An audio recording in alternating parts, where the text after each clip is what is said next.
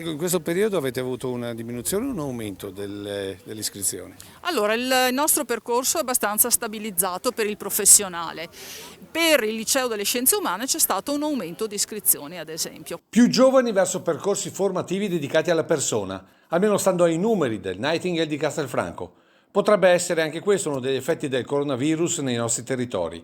Di certo c'è un'importante attenzione verso questo tipo di formazione. Le motivazioni sono quelle di aiutare soprattutto gli altri, quindi di fare delle professioni che poi li porteranno a lavorare nel sociale, nel sanitario, quindi educatore, insegnante, assistente sociale, medico, infermiere, fisioterapista. E quest'anno di pandemia ha accentuato la scelta di molti giovani, ma anche almeno per questi studenti la consapevolezza del contagio. Le regole vengono rispettate, è vero che anche loro attenti rispetto ad alcune situazioni me le vengono a segnalare, quindi credo che questo sia molto bello, molto positivo il fatto di essere responsabilizzati. Giovani che dalla terrazza hanno seguito la posa della prima pietra della palestra dell'Istituto Castellano, un'opera da oltre 3 milioni di euro finanziata da comune e provincia. In termini di viabilità e di edilizia scolastica le province sono essenziali per dare risposte ai bisogni dei cittadini. Una palestra che possa ospitare anche eventi di natura sportiva con il pubblico mancava, serve e noi siamo stati in grado di rendere questo sogno concreto oggi. Palestra che servirà quindi non solo alla scuola ma all'intero quartiere, in quell'ottica di condivisione che pare essere cresciuta nelle giovani generazioni. Direi che i ragazzi forse lo hanno sempre colto negli anni,